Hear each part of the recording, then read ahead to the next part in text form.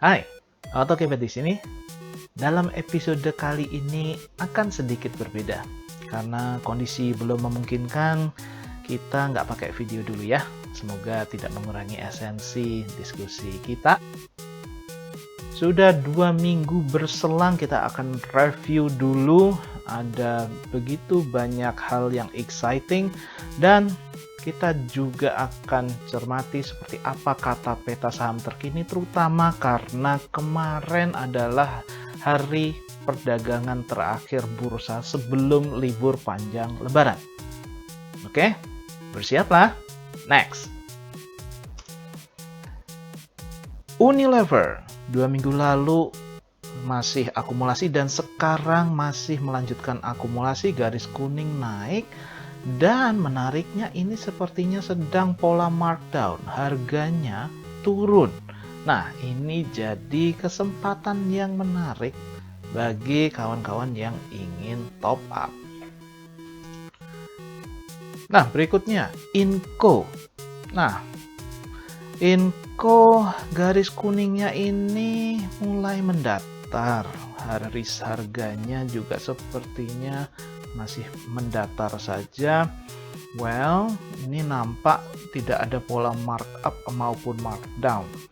So, bagi kawan-kawan yang sudah pegang Inco, jangan khawatir, ini pelaku pasarnya belum kemana-mana. Hold dulu aja. Berikutnya JSMR. Oke, garis kuningnya menjadi mendatar, kemudian garis harganya naik. Pelaku pasar mungkin sudah tidak akumulasi lagi, tapi ini ada indikasi markup. Bagi kawan-kawan yang belum entry, sebaiknya hold dulu. Kalau nanti garis kuningnya ini berbalik masih melanjutkan akumulasi, baru bisa ikutan entry.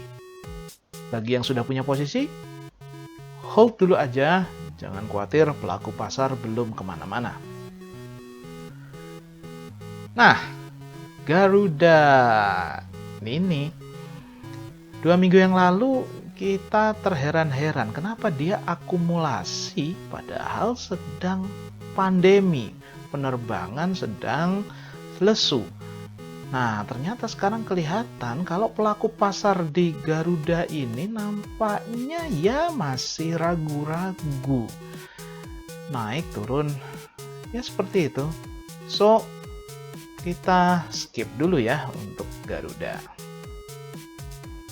Oke, Adaro.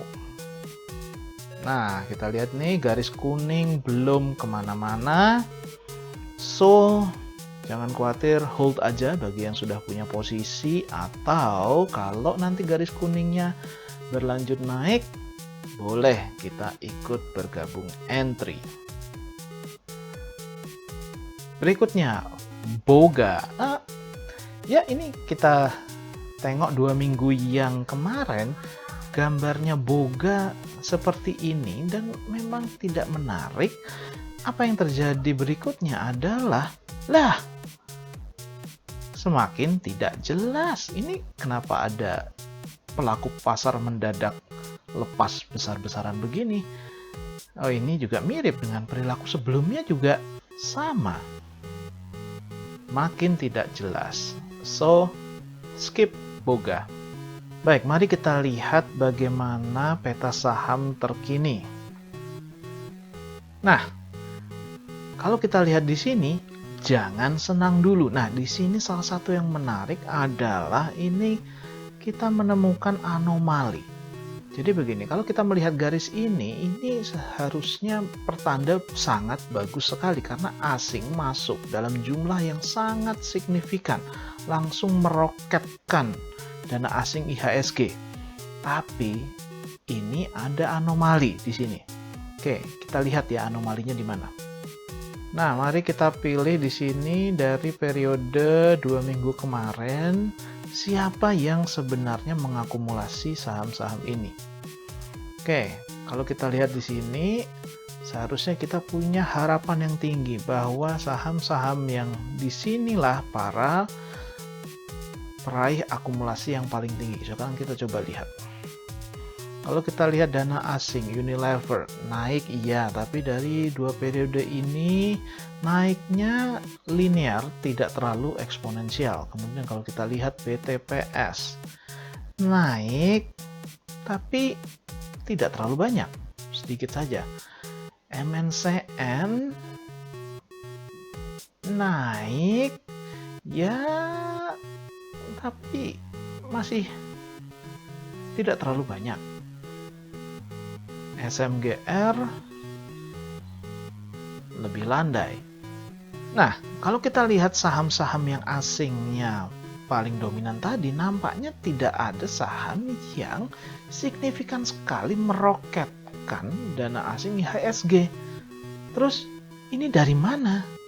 Inilah sebetulnya masih ada misteri ini. Kenapa dana asing IHSG bisa meroket begitu tingginya? Kalau kita lihat di data bursa, statistik bursa, itu di sini nampak ada net foreign buy itu 16 triliun.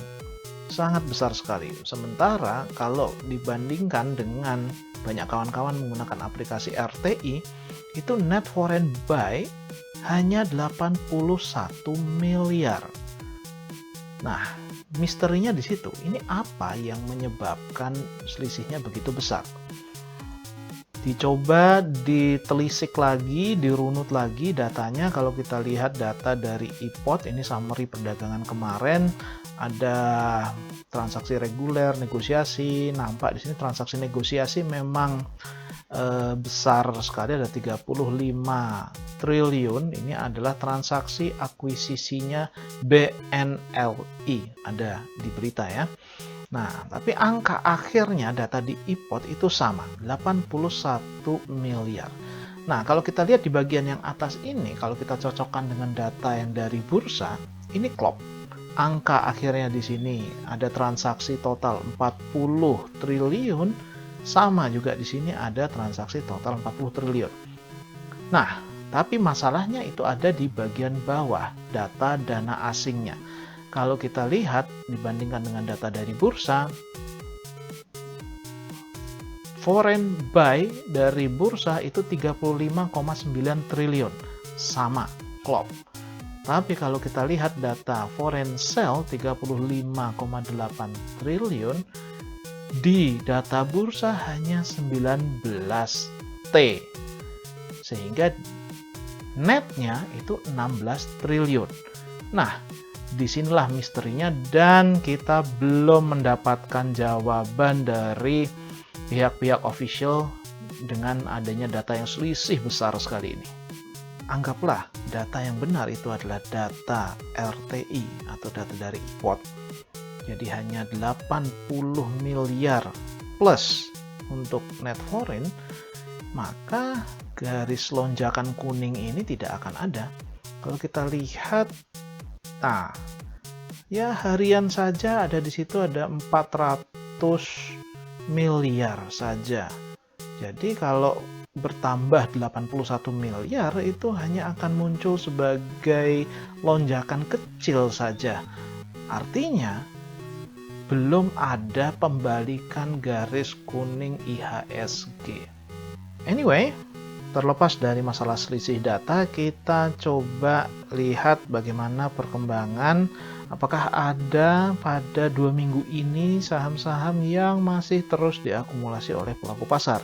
Kita akan cek yang berwarna hijau ini. Dan perlu nggak kita juga cek saham-saham yang masih terus dilepas besar-besaran? Jangan lupa selalu kita bisa lihat di sini. Nah, ini yang paling banyak dibuang besar-besaran ya BRI, Bank Mandiri, BCA. Mari kita lihat beberapa saham ini. Mika, Cepin, Mika, Unilever sudah ya.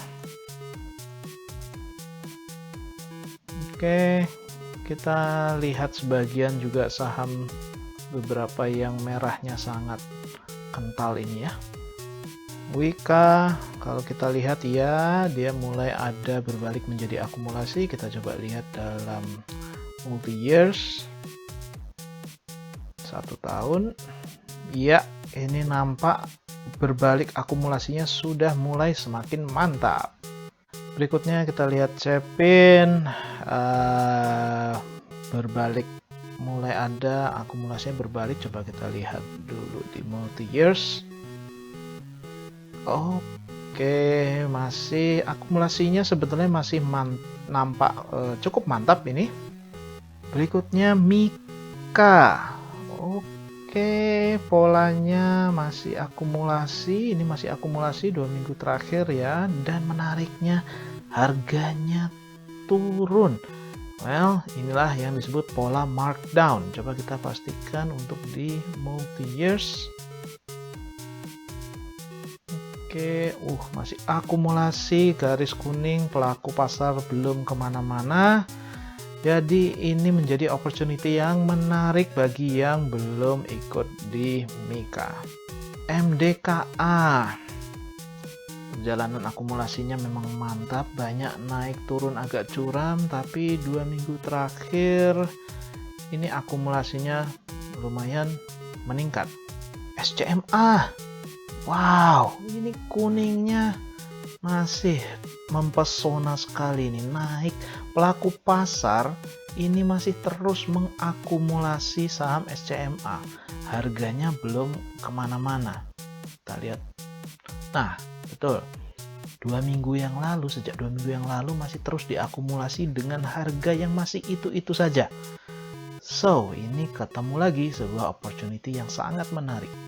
MNCN 44%, kita lihat masih asingnya datar, mulai berbalik naik. Coba biar agak mantap kita lihat di multi years.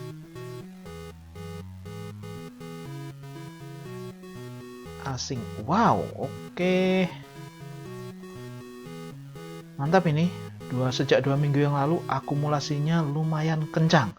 Nah, cuman kok ini beberapa hari kemarin mulai agak ini nih. Pada prinsipnya kalau akumulasinya berlanjut naik, ini menarik ini. Jasa Marga, tadi sudah kita bahas ya di depan. Oke, ini kita skip. SSIA, oke, jangka panjangnya nampak akumulasi, tapi kemarin semenjak April dia distribusi. Coba kita zoom in. Berusaha berbalik akumulasi tapi masih belum mantap sama sekali. LSIP, oke, sempat distribusi. Nah, ini mulai early trend naik, ini nampaknya cukup mantap. Coba kita zoom in. Oke, early trend dan harga. Nah, ini kalau harga masih melanjutkan koreksi, ini menjadi opportunity yang menarik untuk entry. Mayora, oke, masih terus akumulasi. Coba kita zoom in pada multi years. Nampak masih akumulasi sangat mantap sekali. Coba kita lihat 1 tahun. Yes, masih akumulasi dan terus akumulasi. Bagus. Baik, yang hijau-hijau sudah habis. Sekarang kita melihat yang merah. Bank BRI. Iya, kita lihat asingnya. Mulai ada reversal ini, pembalikan asing mulai masuk di BRI. Coba kita zoom in. Dana asing, masih jatuh curam. Coba kita zoom in lagi. Oke, dana asing masuk lumayan ini.